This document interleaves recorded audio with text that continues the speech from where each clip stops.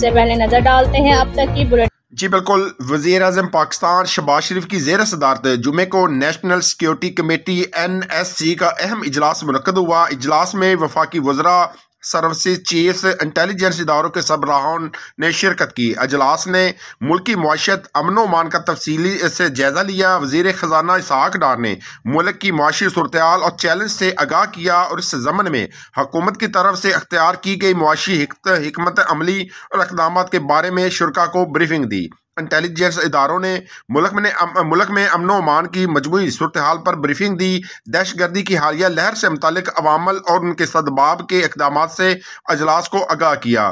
وزیر مملکت خارجہ محترمہ ہنا روانی خار نے افغانستان کی صورتحال پر اجلاس کو بریفنگ دی اور پاکستان کے افغانستان کے عبوری حکومت سے ہونے والے رابطوں سے آگاہ کیا۔ اجلاس نے دو ٹوک رائے کا اظہار کیا کہ پاکستان کے قومی مفادات پر کوئی آنچ نہیں آنے دی جائے گی اور نہ کسی کو بھی قومی سلامتی کے کلیدی تصور کو نقصان پہنچانے کی اجازت دیں گے۔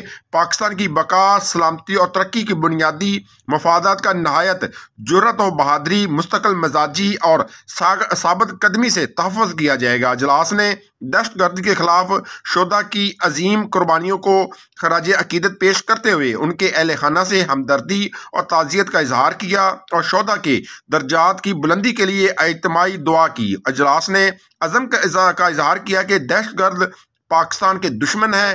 پوری قوم دہشت گردی اور دہشت گردوں کے خلاف ایک بیانیے پر متحد ہے۔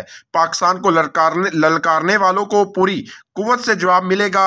نیشنل سیکیورٹی کمیٹی NSC کا اجلاس بروز پیر مورخہ 2 جنوری 2023 کو جاری رہے گا، جس میں سامنے آنے والی تجاویز کی روشنی میں مزید فیصلے کیے جائیں گے۔ جی